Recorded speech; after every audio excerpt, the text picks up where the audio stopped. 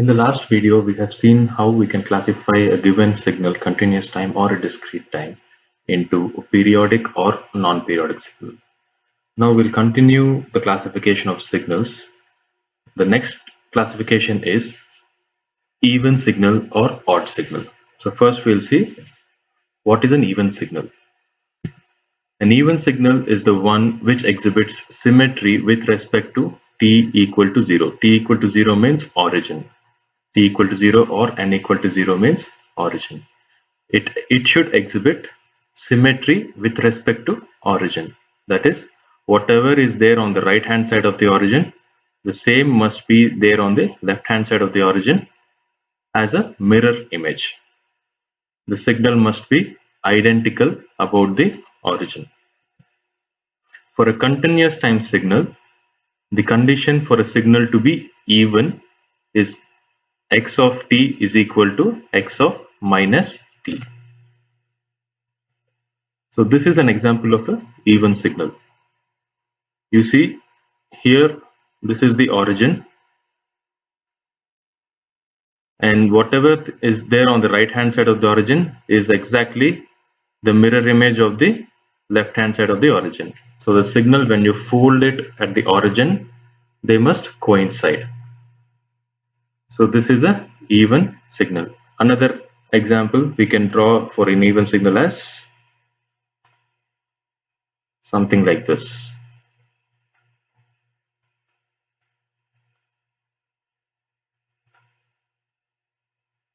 So the mirror image for this will be like this.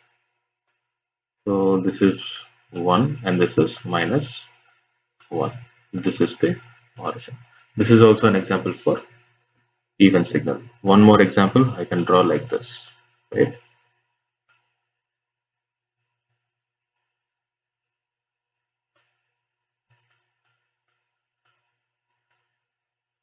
This is also even signal.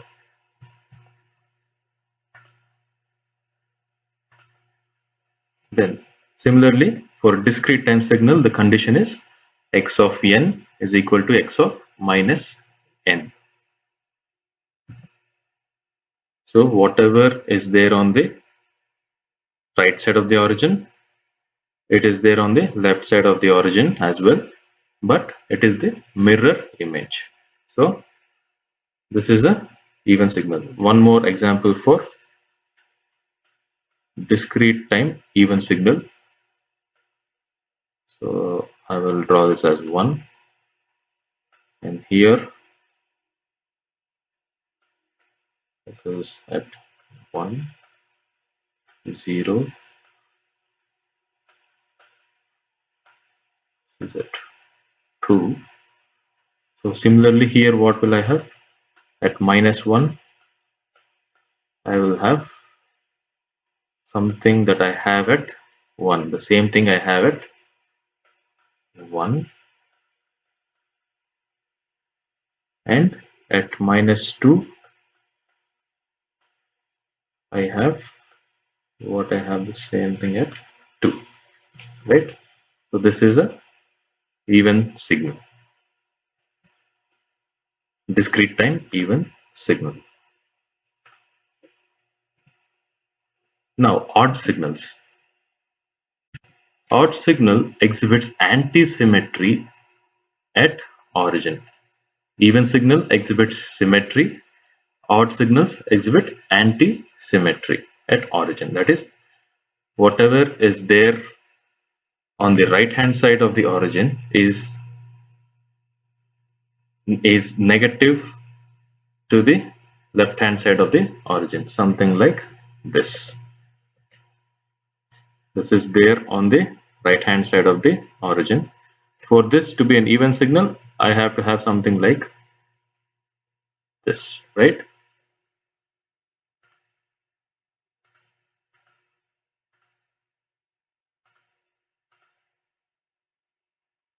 If I have something like this,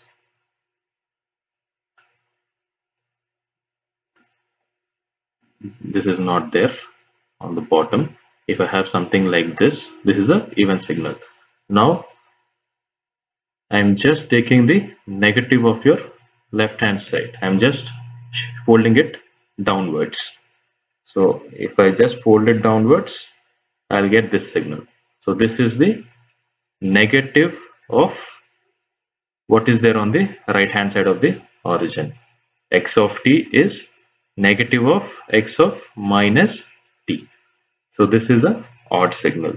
Same condition for the discrete time signal. X of n is negative of x of minus n. So this is a odd signal. So even signal has symmetry about x-axis, sorry, about your origin, that is y-axis, and odd signal has anti-symmetry at the origin. So if we have a signal, x of t, then we can express this signal x of t as a sum of the even signal xe of t and the odd signal x naught of t. So x of t can be written as xe of t plus x naught of t.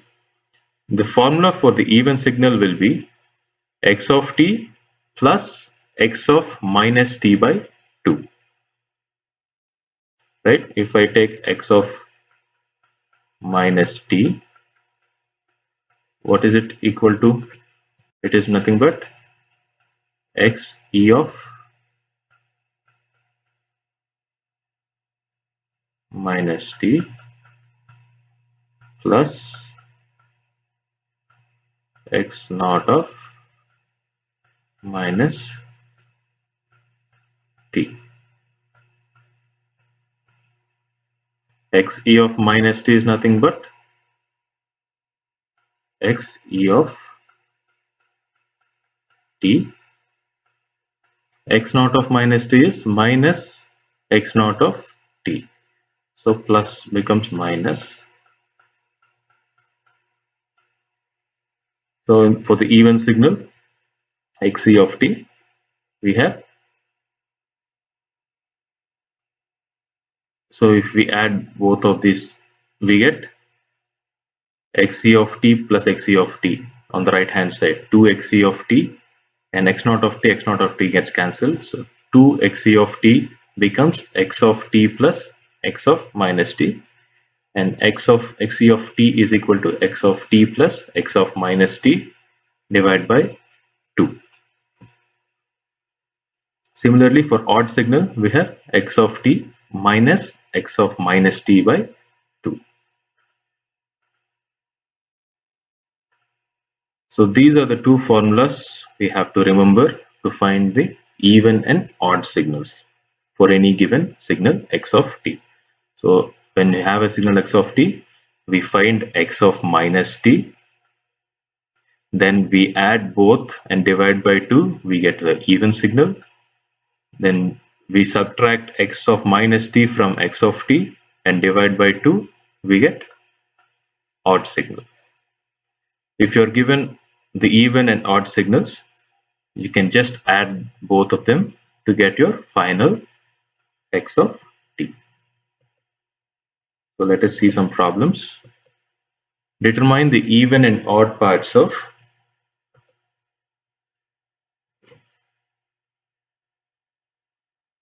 x of t is given as e power t. X of t is given as e power t. So to find the even and odd parts, we have to know what is x of minus t.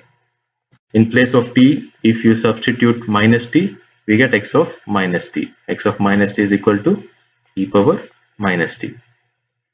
So xe of t, the formula is x of t plus x of minus t divided by 2. So just substitute the values of x of t and x of minus t.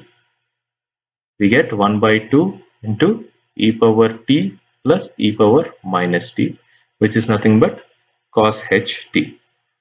Similarly, we'll find the odd part of x of t, that is x naught of t is equal to half into x of t minus x of minus t. Substituting the values of x of t and x of minus t, we get x o of t is equal to sine ht. Now the second problem, we are given x of t is equal to 3 plus 2t plus 5t. Now let us find x of minus t. In place of t, if you substitute minus t, we have 3 plus 2 into minus t plus 5 into minus t whole square. So that will be equal to 3 minus 2t plus 5t square.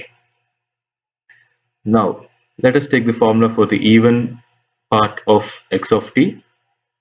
X of t plus x of minus t divided by 2. Substituting the values of x of t and x of minus t in the equation and simplifying, we get 3 plus 5t square. Same procedure will follow for odd part of x of t. Substitute the values of x of t and x of minus t and simplify to get 2t.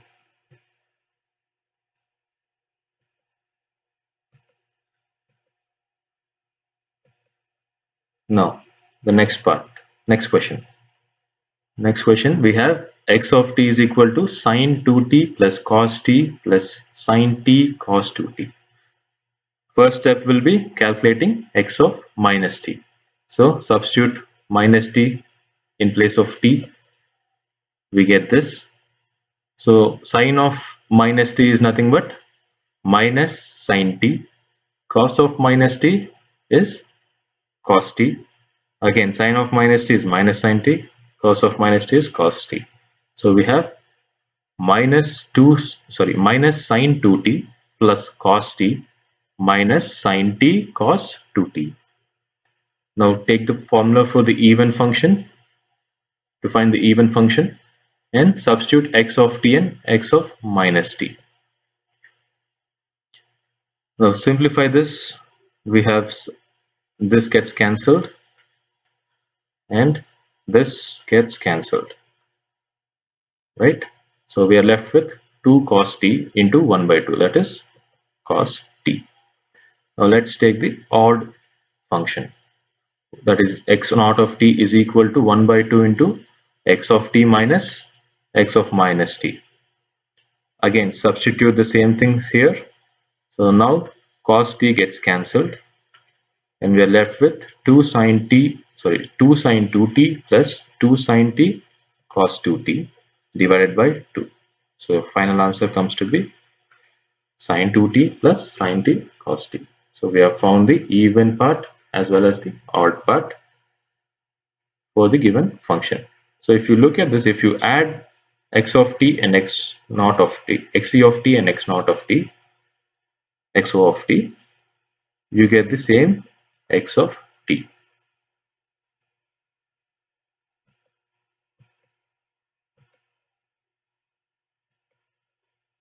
Now the next question, x of t is given as 1 plus t cube into cos 10t. So we are just expanding this. Let us say that is equal to 1 into cos 10t, that is cos 10t plus t cube into cos 10t. Now the next step is to find x of minus t. In place of t, we are substituting minus t. In place of t, minus t. In place of t, minus t. Then simplify this further. We have cos 10t minus t cube cos 10t. Now find the even part by substituting x of t and x of minus t. This gets cancelled. So now we have cos 10t as your final answer. So similarly, the odd part, substitute x of t and x of minus t.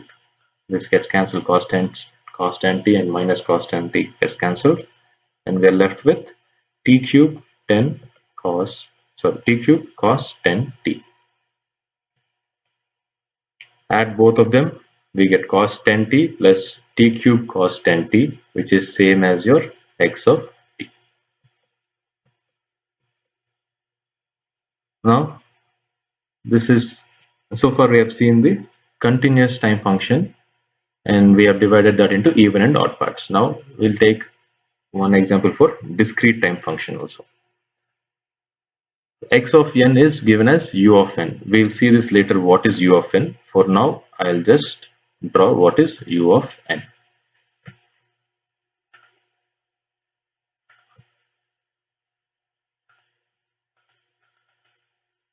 So u of n is defined as 1 for n greater than or equal to 0, 0 elsewhere.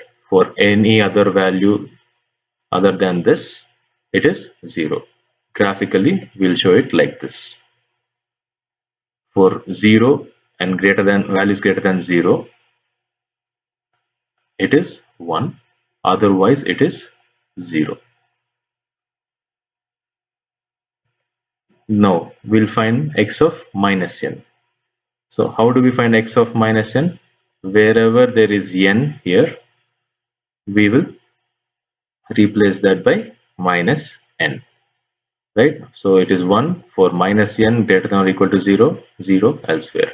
Simplifying this part, we have it is 1 for n less than or equal to 0 and 0 elsewhere.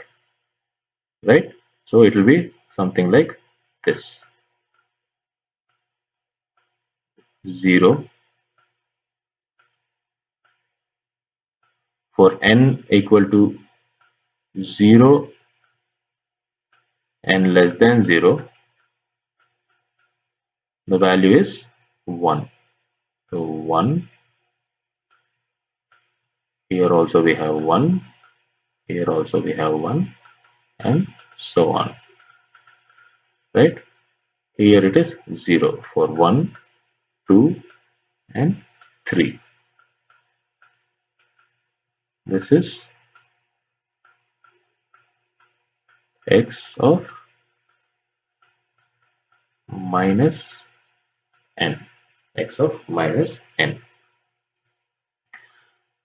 Now we know the formula for even function. It is 1 by 2 into x of n plus x of minus n. So previously we have seen x of t plus x of minus t divided by 2. That is for continuous functions, continuous signals. For discrete signals, we replace t with n.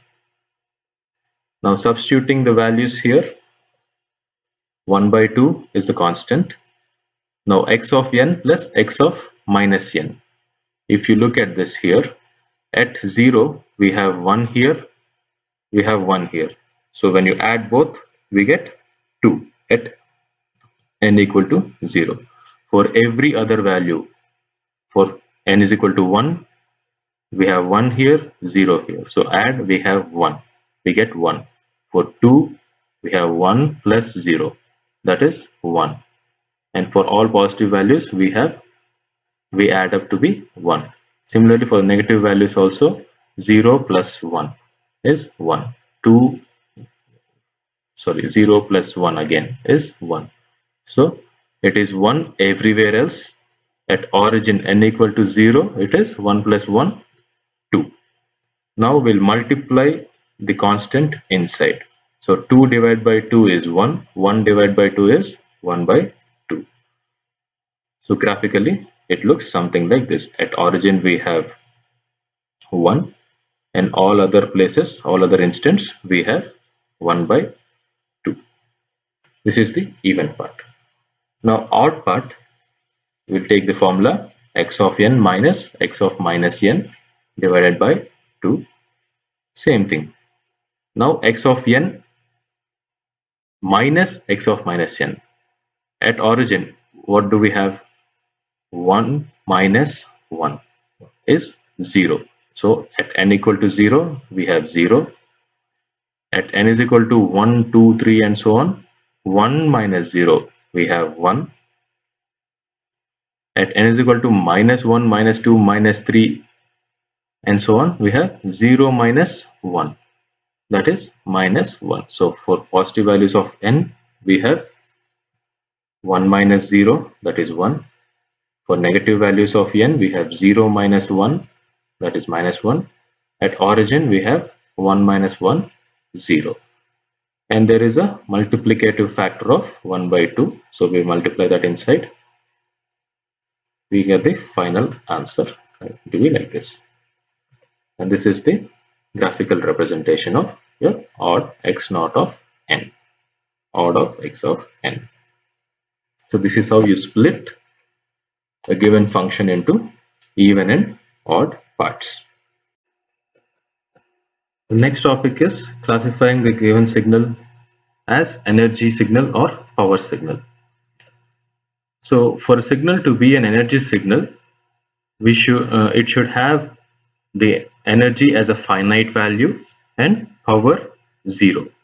Power should be 0 and energy must be a finite value. If the power is finite and energy is infinite, then we call it power signal. If power is finite and energy is infinite, we call it power signal. If the power is 0 and energy is finite, we call it energy signal. Generally, all non-periodic signals are energy signals. All non-periodic signals are generally energy signals, and all periodic signals are power signals.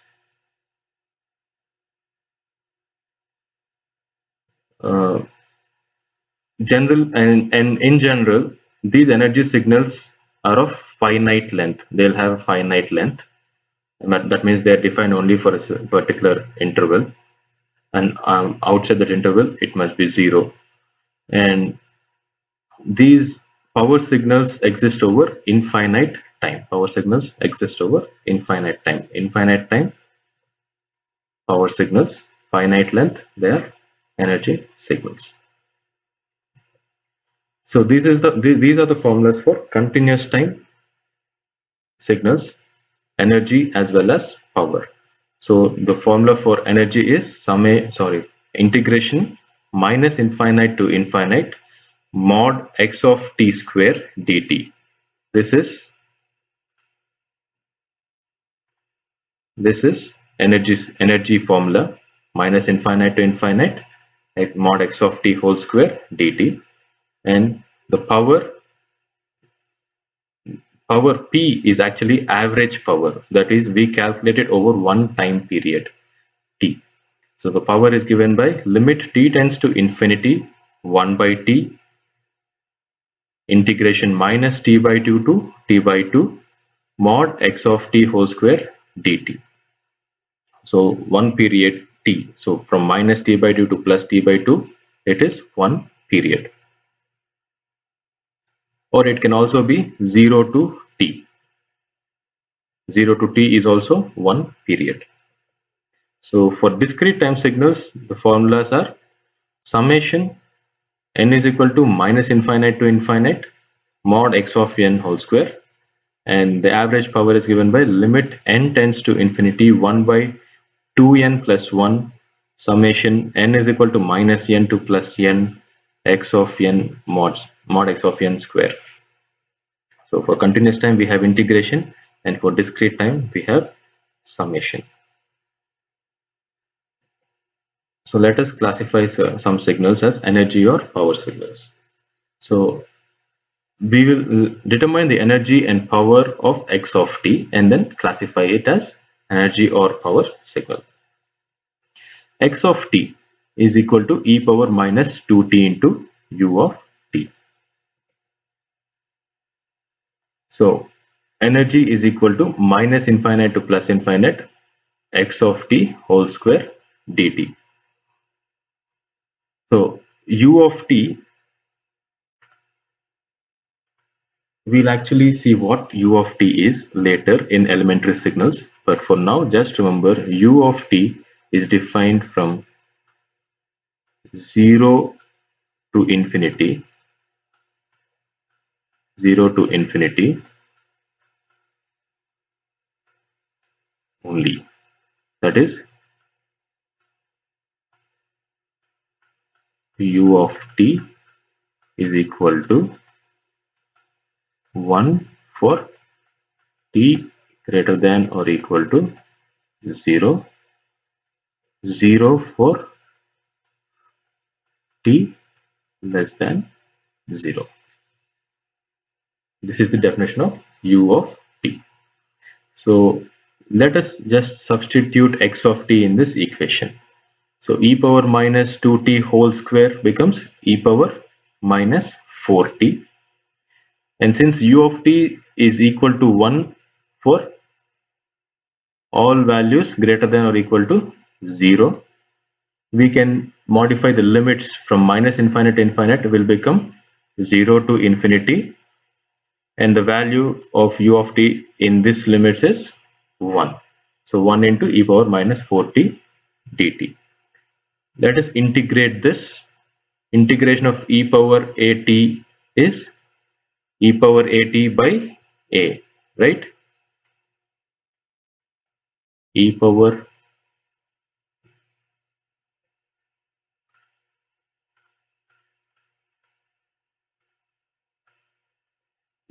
at by a. So here a is minus 4. So e power minus 4t divided by minus 4, and the limits are 0 to infinity. So let us substitute the limits. First, infinity. So e power minus infinity. E power minus infinity is 0, and then second limit is e power 0, that is 1. So simplifying, finally we have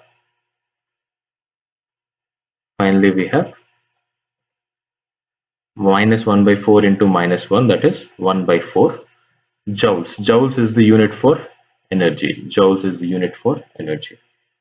Now similarly, now we will find the power. Now we'll find the power. So this is the formula for power.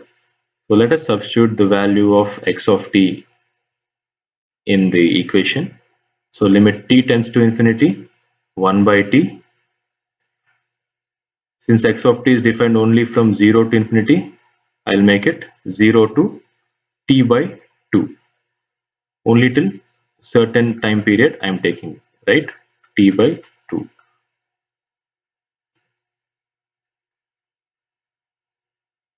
Since minus t by 2 to t by 2 we are considering. Now the lower limit is made to 0 since u of t is defined only from 0. The upper limit is taken as t by 2, and in place of x of mod x of t whole square, I am substituting e power minus 2t whole square, that is e power minus 4t. Now integrating, the same integration will follow, and in place of the upper limit we have t by 2, lower limit we have 0. So substituting the limits we get limit t tends to infinity. This constant I'm bringing it outside, so minus 1 by 4t. When you substitute the upper limit, e power minus 4 into t by 2 minus lower limit is 0, so e power 0. So this becomes e power minus 2t. And now I am substituting the limit t tends to infinity.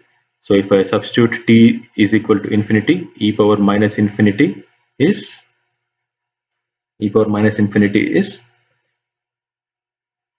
sorry,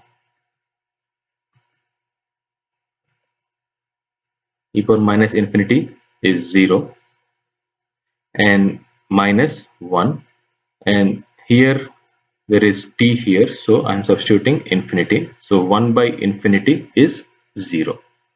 So we have energy a finite value 1 by 4 joule and power 0. So what happens when the energy is finite and power is 0? Energy is finite and power is 0. It is an energy signal.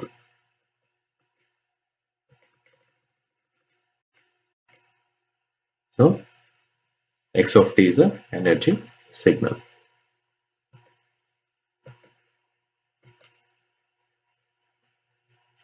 The next problem, we are given x of t is equal to e power minus j2t plus pi by 4. Now I am converting this into amplitude and phase. The amplitude or the magnitude of e power j theta. What is magnitude of e power j theta? Let us just find out. E power j theta magnitude. What is e power j theta?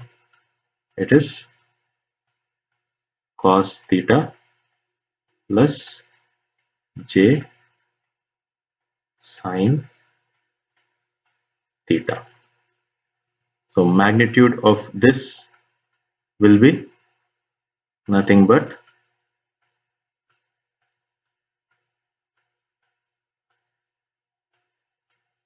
cos square theta plus j sorry plus sine square theta. There is no j here. So cos square theta plus sine square theta is 1.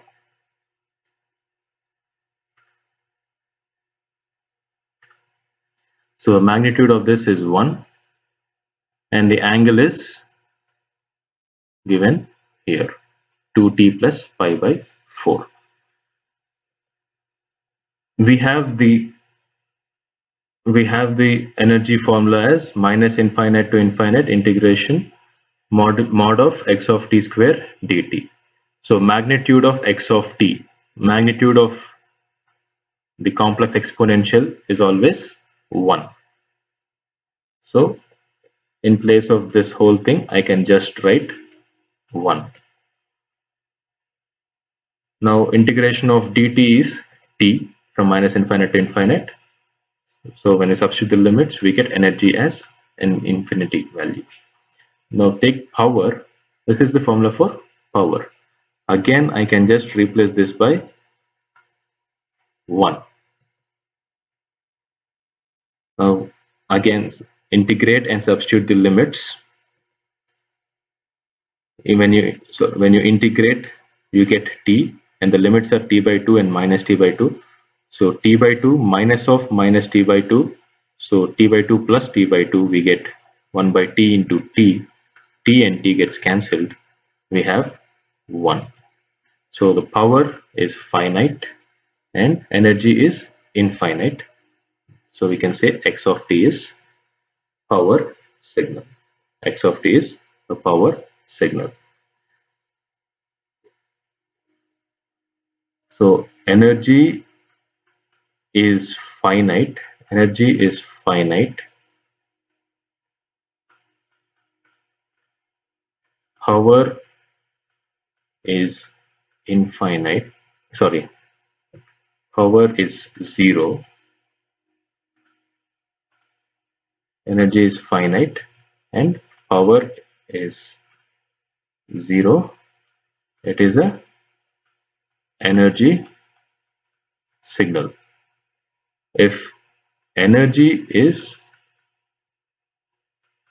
infinite and power is finite, then it is called a power signal. If both of these conditions are not satisfied, if none of this is satisfied, then such signal is neither an energy signal nor a power signal. It is not an energy signal, it is not a power signal. Okay. This is the next problem. So I'm just calculating integral without any limits first. So integral x of t whole square, basically integral x of t whole square dt, 3 cos 5 omega naught t whole square dt, that is 9 cos 5 omega naught t whole square dt. Cos square t can be written as 1 plus cos 2t by 2. Now 9 by 2 I'm taking it outside, it's a constant, and I'm left with this. Now let me integrate this. 1 integral of 1 into dt is t. Integral of cos is cos t, integral is sine t. Cos at integral of cos AT is equal to sine AT by A. Okay, so we have sine 10 omega naught t by 10 omega naught. So this is the integral. Now let us take the energy formula.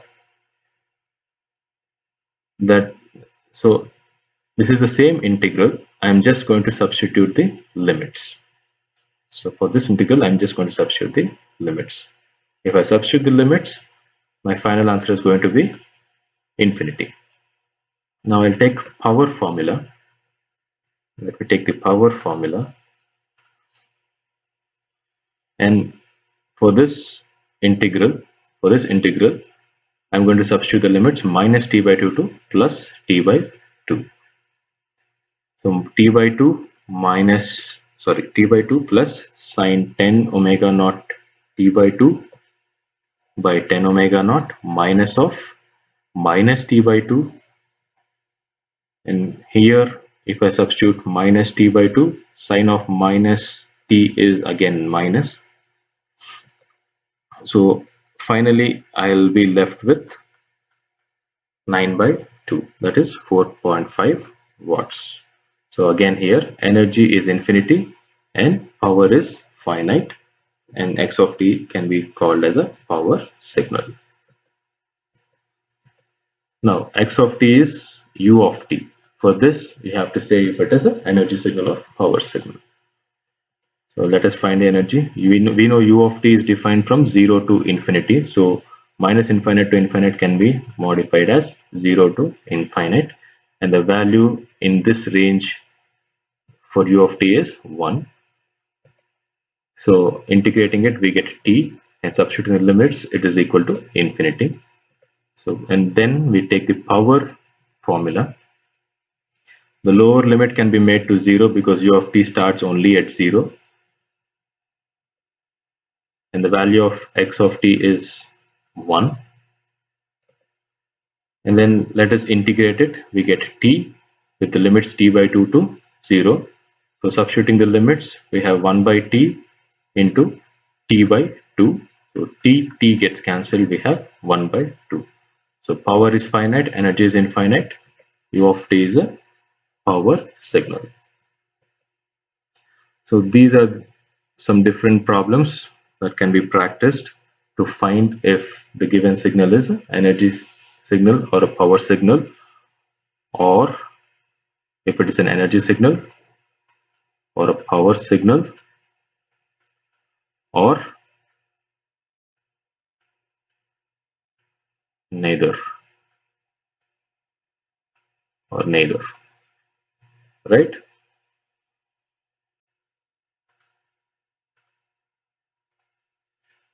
So next classification is causal and non-causal signals. If a signal is defined to be, if a signal is defined only for positive values of t or n. Look here, if the signal is defined only for positive values of t or n from 0, right? It is only defined for positive values. For the negative side, it is 0. Such signal is called causal. The exact opposite of this, if it is defined only for the negative values of t or n, that is only from 0 to minus infinity, only in this range if it is defined, then it is called anti-causal. If it is defined for both positive as well as negative sides, positive as well as negative values of t, then it is non-causal. This is the final classification. Determine the following if the following signals are causal, non-causal, or anti-causal.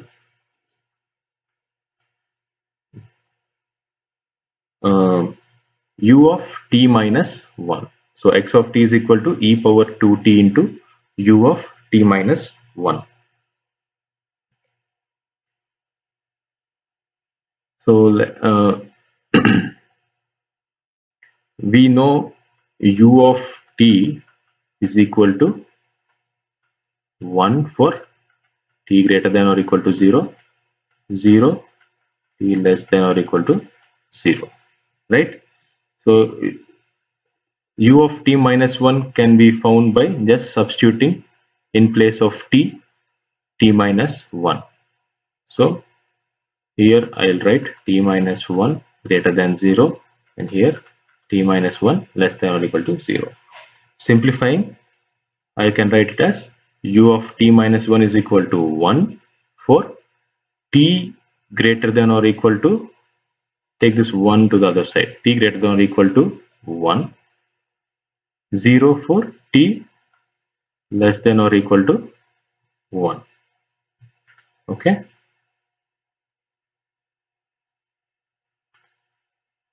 Now x of t is e power 2t into u of t minus 1. So this is defined, u of t is defined only from 1 to infinity. That means it is not defined for negative values, which means this is causal. This is causal. This is causal. So when you multiply any function with a causal function, the final function is also a causal function. Let us see another problem. U of minus t plus 2. Again, u of t is equal to 1 for t greater than or equal to 0, 0 for t less than or equal to 0, minus t plus 2. So in place of t, I'll substitute minus t plus 2. So minus t plus 2 minus t plus 2. Simplifying this, what will I get? U of minus t plus 2 will be equal to 1 when t is less than or equal to 2 and 0 when t is greater than or equal to 2. So if you look at this, where is u of minus t plus 2 defined? U of minus t plus 2 is defined for values less than or equal to 2. At 2 we have 1, value 1. At 1 we have 1. At, sorry, this is a continuous time signal, so we should not draw like this. I have to draw a continuous signal. So at 2 the value is 1. At 1 the value is 1. At 0 the value is 1. At all values less than 2 the value is 1. For values greater than 2 it is 0. So it is defined for both, for some positive values as well as some negative values. So it is a non-causal signal. So these are some signals which you can try to find whether they are causal, non-causal or anti-causal, right?